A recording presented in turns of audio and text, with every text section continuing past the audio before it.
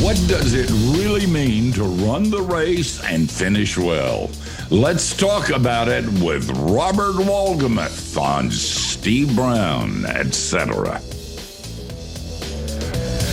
He's an old white guy, an author, broadcaster, and seminary professor who's sick of religion. And he's brought friends. Please welcome Steve Brown, etc. And we are so glad you're here. As I always say and always mean, you have a place at our table. I'm Steve, the aforementioned old white guy, and Matthew Porter, our executive producer, is here. It's summertime, so Matthew, you going on vacation?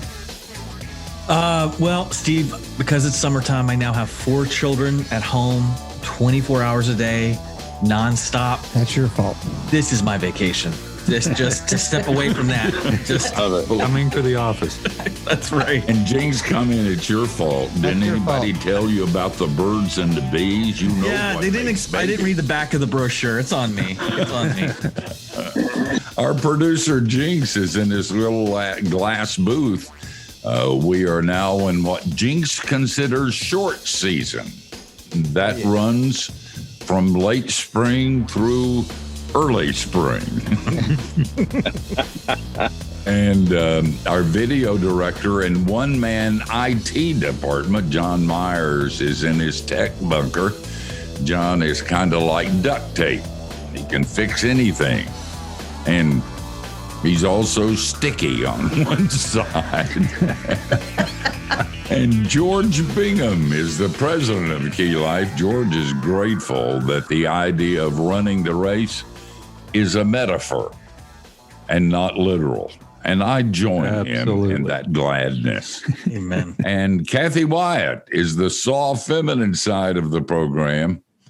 I'm going to be on 2 weeks vacation this summer. Kathy, will that be your summer vacation?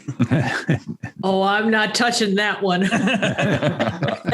You're going to be gone for 2 weeks? Ooh. I am. I'm going to be with granddaughters and in the mountains, my home of North Carolina. And you won't be here. I won't be here, and you'll be free to do Kathy whatever you Christmas like. in July. I can. And put That's a good trees idea, up James. all over the office. Christmas in July. That's a great idea. I tell you, they party and drink, and it's not pretty Forget when cussing. I leave. The spiritual ordained person is removed from their midst, and paganism arises. When I demise, it will be, speaking of demise, that's what we're going to talk about today. And we have one of my favorite people and one of our favorite guests today, Dr. Robert Wolgemuth. He's been in the media business for 4 decades. Previously served as president of Thomas Nelson Publishers. He's the founder of the literary agency Wolgemuth and Associates Incorporated. He's also a speaker, a best-selling author of more than 20 books with sales in excess of 1 million copies. And his latest book, which I hold in my nicotine-stained fingers, is Gun Lap, Staying the Race with Purpose. Robert, thanks for taking your time to be with us. I have been so looking forward to this, Steve. Thank you. I love you and your crew, so let's do this. You know, I love this book, by the way, and I'm not particularly fond at my age of talking about these subjects. One of our daughters said she and her husband had gone through it, and she sent us a copy of a book. It's one of those where you fill in the blanks. Oh, yeah, I know. And the title is I'm Dead, Now What? Unbelievable. Yeah. And the thing has been sitting on our coffee table in our family room. And I just sat there and looked at it every day for 3 or 4 weeks. And finally, I turned it over and put a newspaper on top of it. I mean, there's just so much of that you can think about. It's a book where you fill in all the stuff that your spouse doesn't know, so that when you're dead, now what? You'll know an answer to that particular question. Like your passwords, stuff like that. Right. Yeah. And that you really did hate broccoli all those years. All those years. True. Robert, you're not as old as I am, but you're old, and you've been through some tough stuff.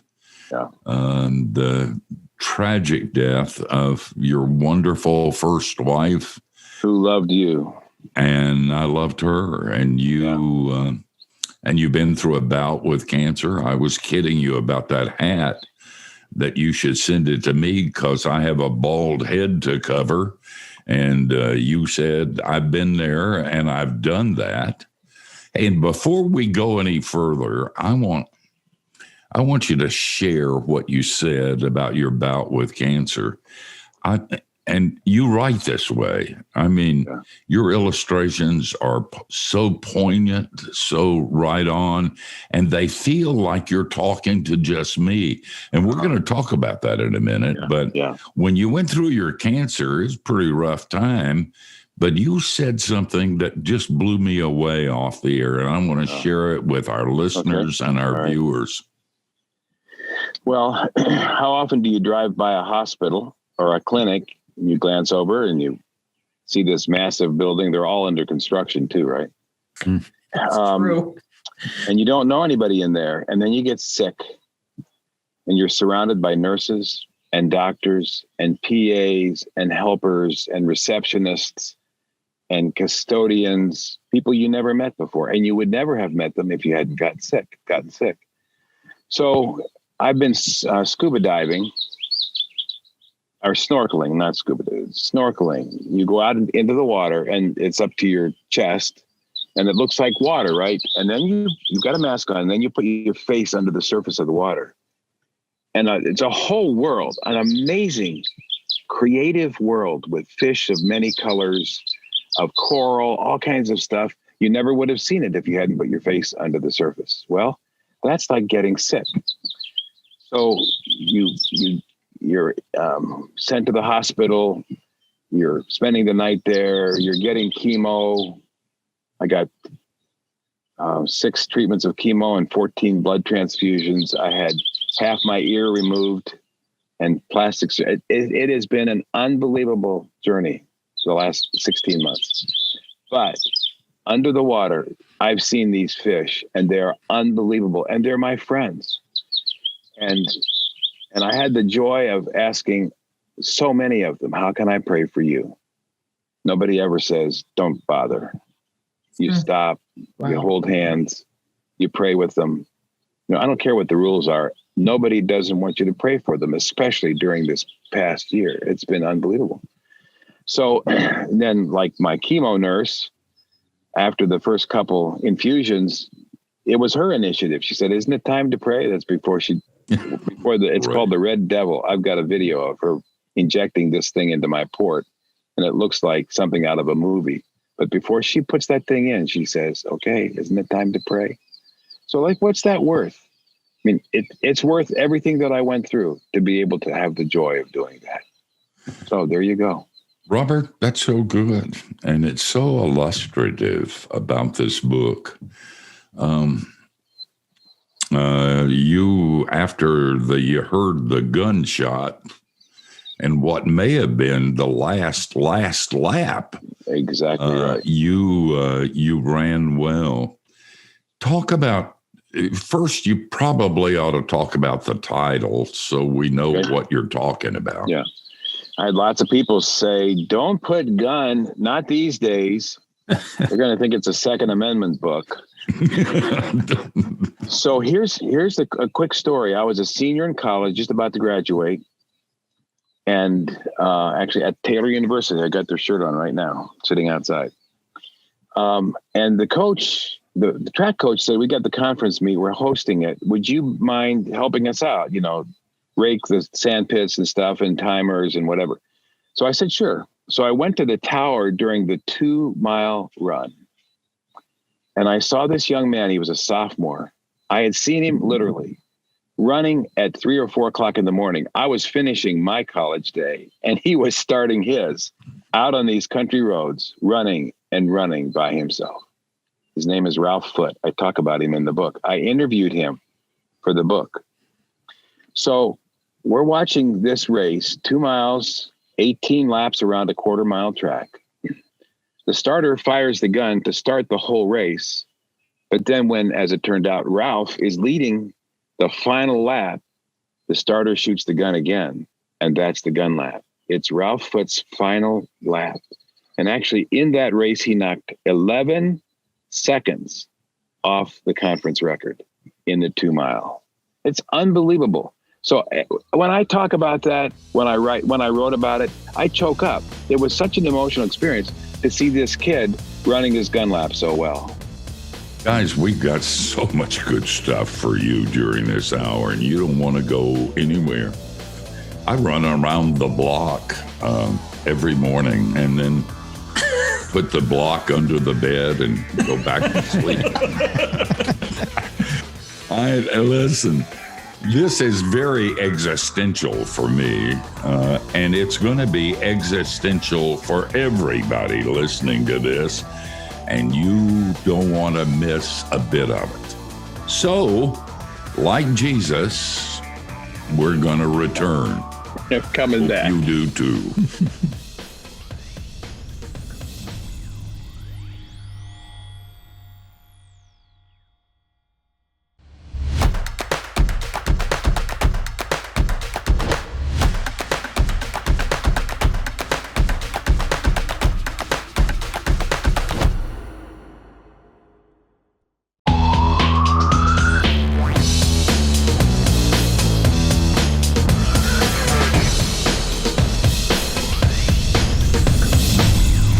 Hey, we're talking to author, speaker Robert Wolgemuth, and his latest book is called Gun Lap, Staying the Race with Purpose. It's a book about how to finish well, and one of the chapters is about coaching. And my coach was Fred Smith for 30 or 40 years. And he had a great story about a bird that landed on a bucket of shellac on a summer day, and it was so warm and nice, and the sun was shining that the bird fell asleep, fell into the shellac, and Fred said it was a horrible death, but the bird did finish well. Do you guys have a snare drum over there? Come on, I want to hear it. Rim shot. Put that in Rim motion. shot. Oh, God. Hey, That's fantastic. Matthew? Yeah, well, I really enjoyed this book, and a lot of wisdom about, not letting off and finishing the last years of your life well. And I was enjoying it up until where you said that you're also speaking to guys in their 50s and 40s. And I'm like, well, now you're starting to meddle, Dr. Wolgemuth, because I was enjoying it as kind of like a tourist, as a spectator. Now you've got my number. I don't appreciate it. a lot of wisdom. Thank you. This is, I don't know if you played tennis. The magic of tennis is bring your racket back before the ball comes. So this is getting ready. This is pulling the racket back. So when the ball comes, you're ready for it. Yeah. And the other part is, thank you, Steve, for your kind words. I tell the story about conversation with a well-known author. And he said, a book is a long letter to one person. Yeah, that was Tim LaHaye. Exactly. And I have used that because I work with authors. I've used that probably 500 times. I've said, people don't read books in groups. Sometimes they do, but 95% of the time they don't. It's a conversation. It's actually like the radio, right? Good radio is you're talking to one person.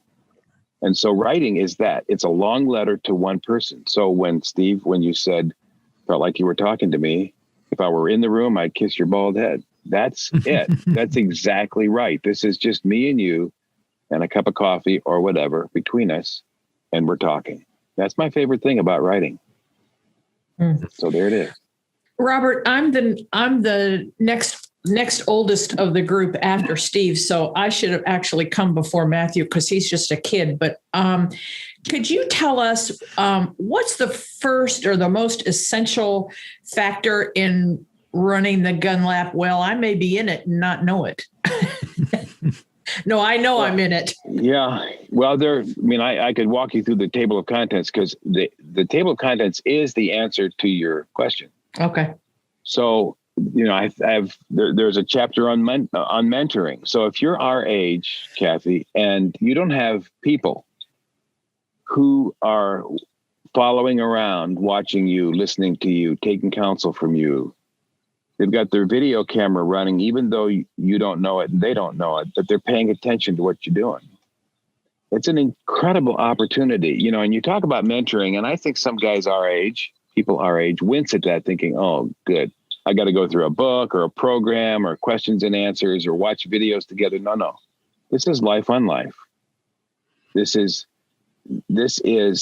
somebody watching. In fact, it is interesting, isn't it? Like, okay, so in the radio business, your voice changes a little bit when the little light goes on and says on air because people are listening. That's life. That's what we're talking about here. And these days, people are watching you and they want to know if you're a phony or if you really live what you say. And so I'm finding one of the things that's happening to me is I have more time than I thought I did or that I used to have. My phone isn't ringing constantly. I'm not retired, but I'm 73.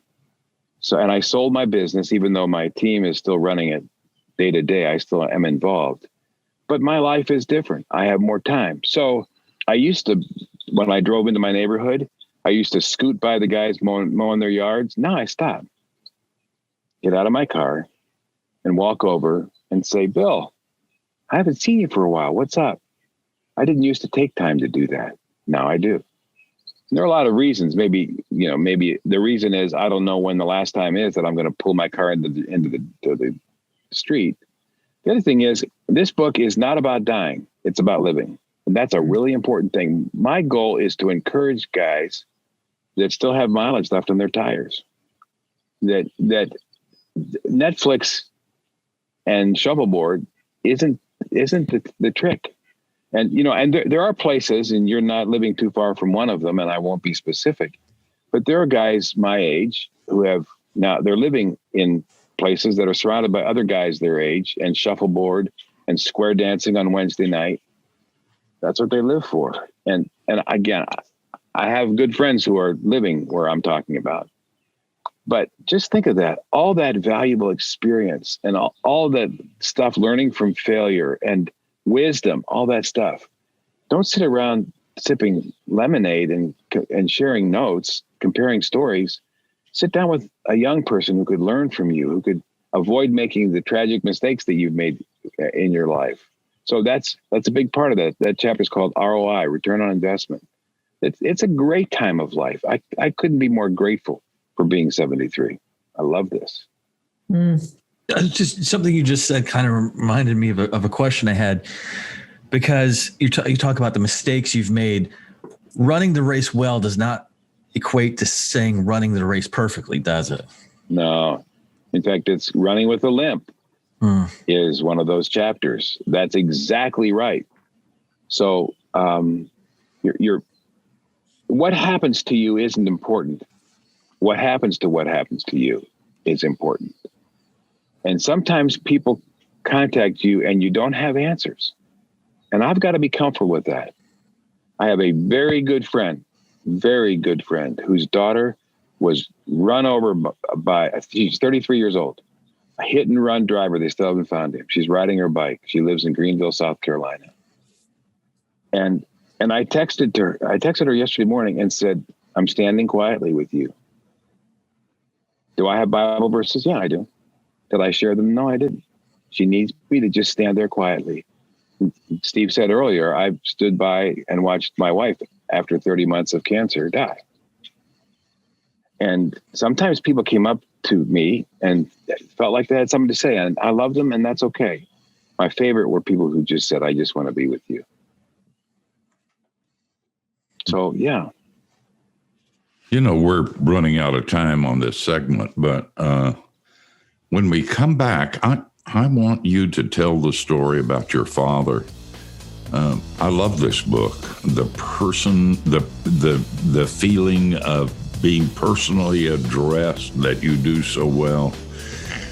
But you have a moving story about your father and what he said to you when you asked him how he was doing. And we're going to look at a bunch of other stuff. Here at Key Life, given my age, everybody's planning for DD Day. That's the day that Steve drools or dies. And Robert's book has helped me plan for DD Day. I can't say I'm going to run well, but I'm going to run until I die. That could happen in the break.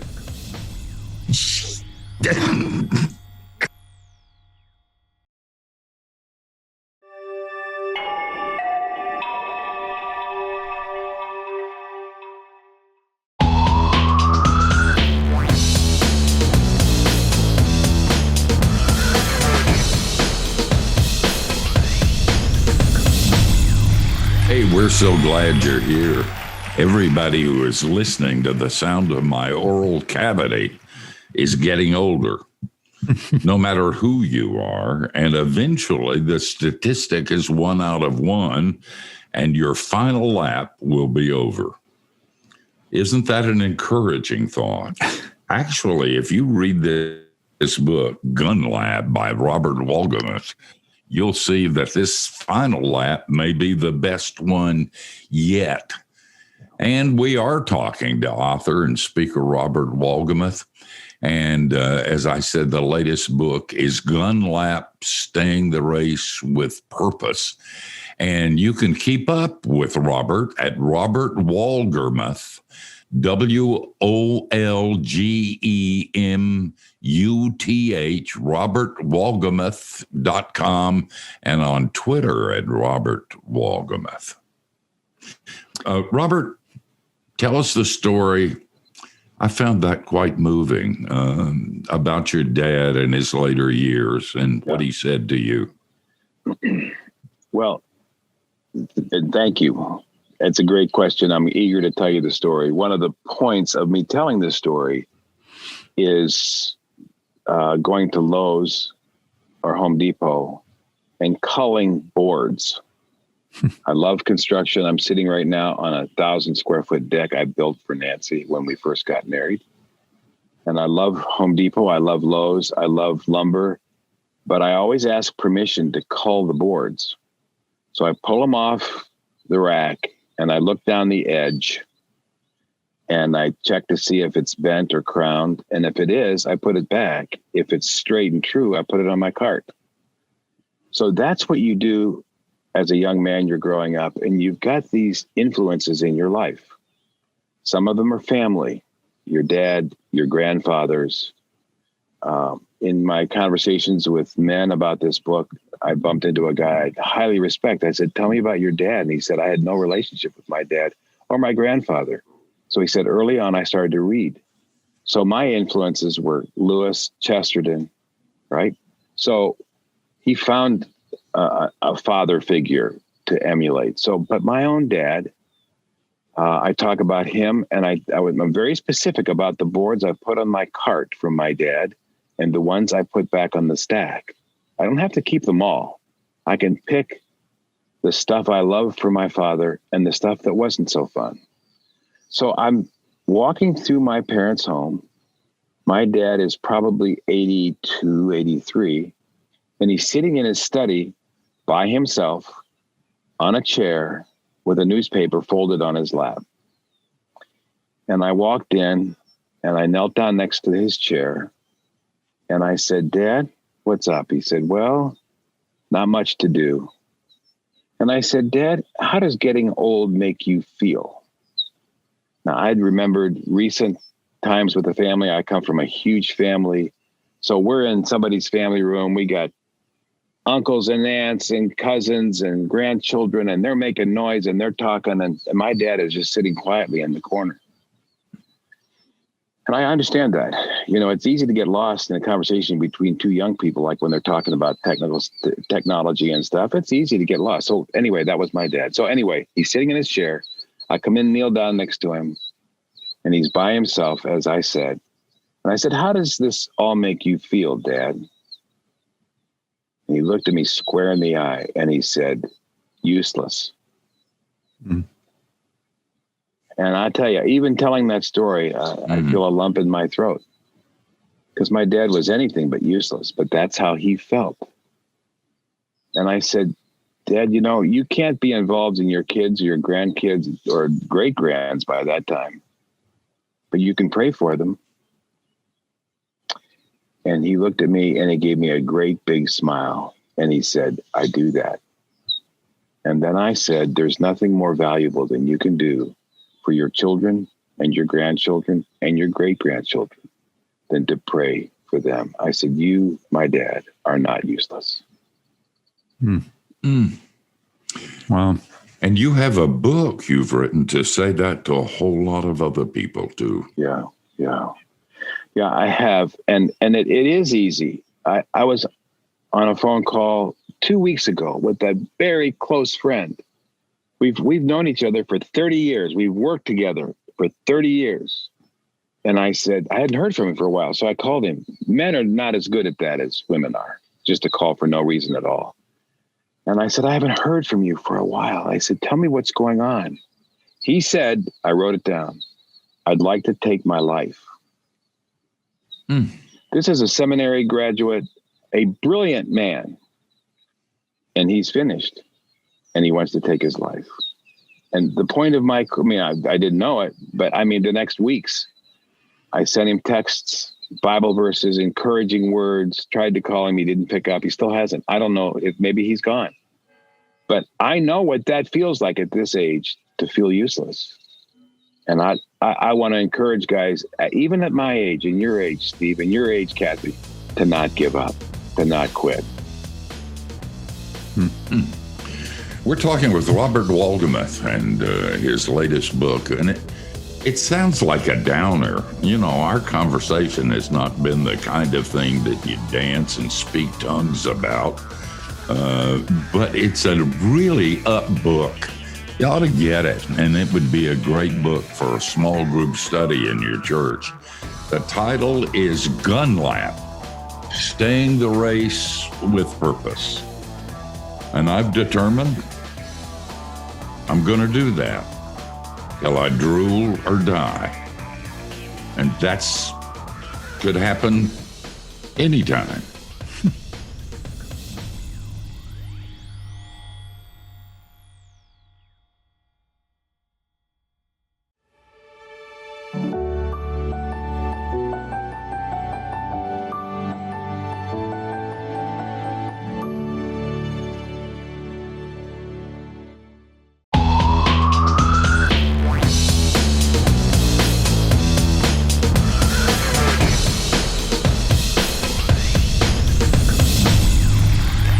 Hey, you're listening to Steve Brown, etc., and we're so glad you're here. You really do always have a place at our table, and we're talking with Robert Wolgemuth, who is a delight.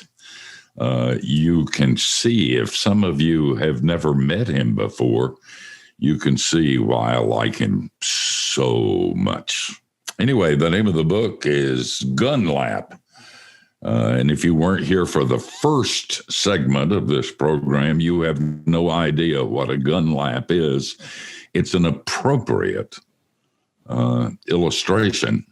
So you got to get the book and find out exactly what it is. George? Robert, all the things we've been talking about, it almost would suggest that gun lap is only for people in the later stages of their life. But you included a dedication to a young man that really reinforces how gun lap can apply to to practically anybody. Yeah. We're talking about Nick Challies. Yeah. I am a friend of Nick's dad and mom, especially his dad. Nick was a 20-year-old at Boyce College in Louisville and just dropped dead. And so Tim and Eileen got the phone call no parent ever wants to get. But Nick was dead before he hit the floor. So at his funeral service, at his memorial service, it was streamed, so I was able to watch it. Tim, his daddy, quoted from J.I. Packer, and you read it in the dedication, but it's absolutely precious. And he talks about running a race and about finishing well, even at 20 years old. You don't start doing the right thing when you turn 65. You just remember what you used to do and you just keep doing it. And so it is unusual. And I say this, why in the world would I dedicate a book that's for guys who are getting older to a 20-year-old? And that's the reason. It's never too late to start doing the right thing, ever. So I knew that meant a lot to too Tim. early. Yeah, that's right. Oh, that's right. So actually, Tim texted me yesterday. He's a Blue Jays fan. He lives in Toronto. He said, all right, this afternoon is gun lap, Blue Jays, and a Diet Coke. And 4 hours later, he texted me back and he said, this is amazing. He was very kind. Oh, man, that's good.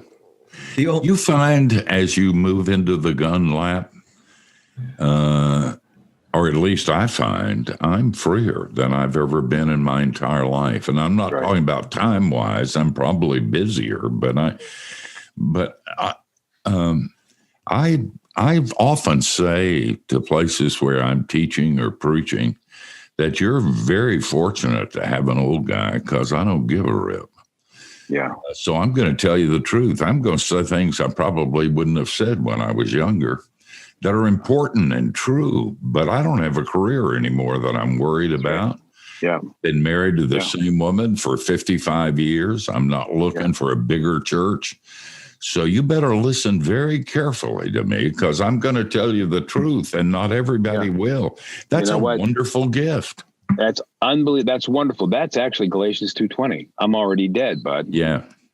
And who cares? I love that. Now, I also know that you're a grace-filled man.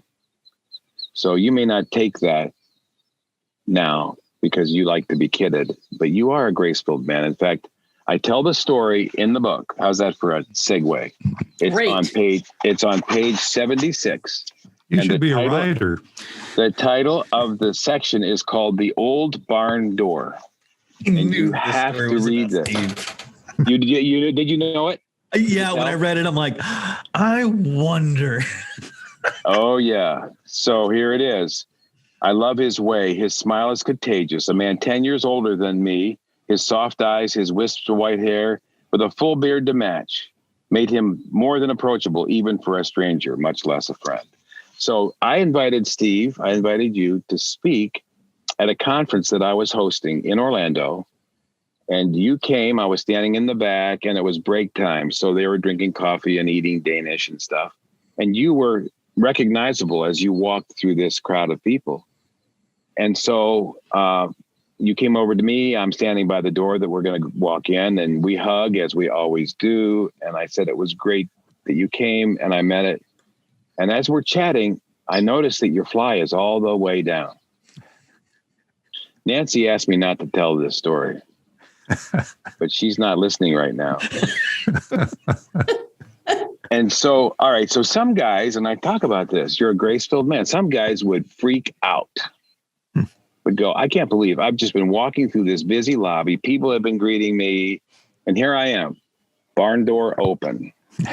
And you looked down, confirmed that what I had said was true. You took care of it and you didn't skip a beat. You didn't apologize. You didn't say, I can't believe how stupid I am. I talk about self-conversation actually in the book. I can't believe how stupid I am. How foolish, how embarrassing. You didn't say any of that. We just went on to the next thing.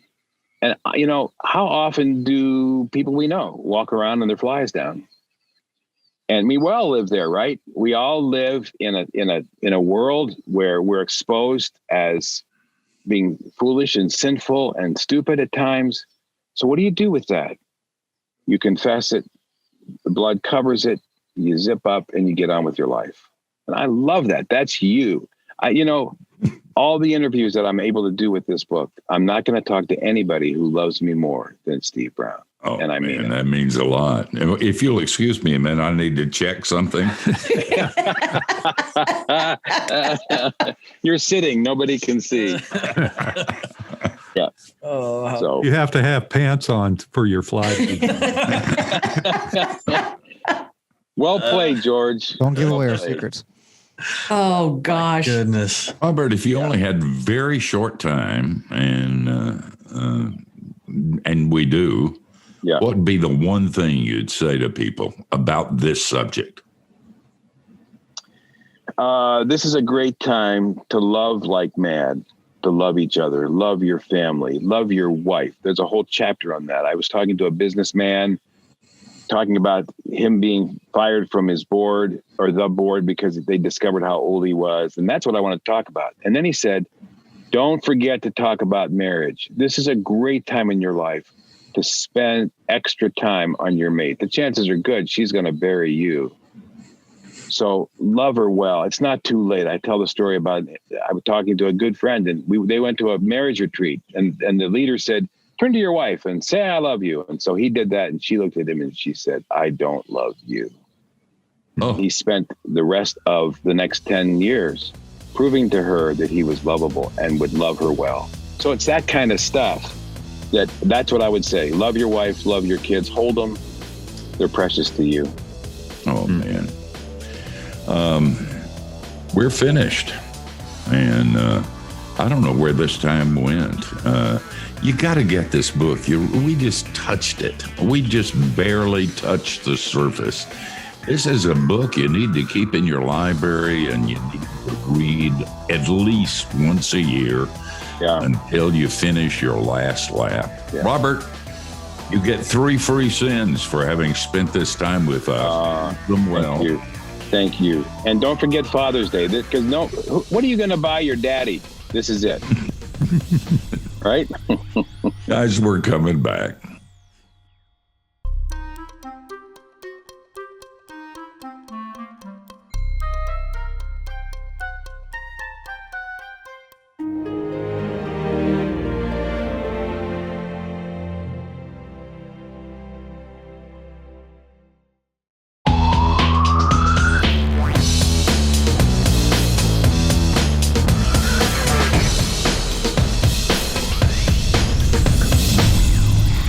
Hey, been a fun hour with Robert Wolgemuth. He is exactly the way he appeared or the way you heard him if you're listening on radio. He is a gentleman in the old sense of that word, kind, and he illustrates running that gun lap and running it well. He's been through some hard stuff, and he's still trucking, and he's one of my heroes. And he gets grace, by the way, too. And if you listen to this interview, we talked a lot about death and suffering and dark things. It sounds like that's all the last lap is, man. A man sent me an email just a couple of weeks ago, and he said, I'm retired, and now all I do is sit around and wait to die. And I thought, guy, that's not good. And I don't want to do that. I want to go out.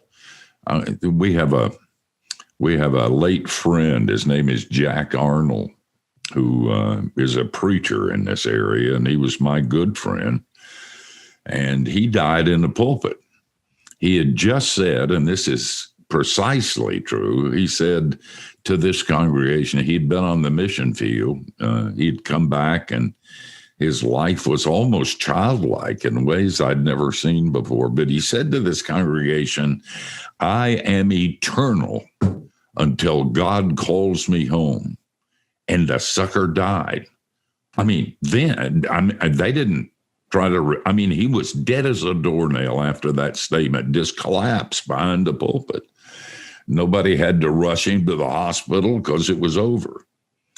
And I had that on good authority because Jesus is a good friend of mine, that when he came into the throne room, the first thing he said was that cool or what? Oh, this is not as sad as it sounds, guys. Talk about hitting the post. Here. What, George? Talk about hitting the post. Oh, boy, incredible. Kathy, you got to do better next week. And I don't know if you can. Well, let me tell you, next week's going to be a very interesting conversation. We've been trying for a while to get Amy Bird, and her book is The Making of Biblical Womanhood: How Subjugation of Women Became Gospel. Oh. Just saying. Matthew, I hope you're prepared to do this interview. He's liable to have some technical difficulties. That's true. I could disappear in this next one. Guys, join us next week. It's going to be a great interview as we talk about women's issue from a biblical perspective, not a cultural one. And there is a whole lot of difference. Hope you join us. We'll be here same time, same place, and between now and then, don't do anything we wouldn't. And that gives you a wide, wide berth.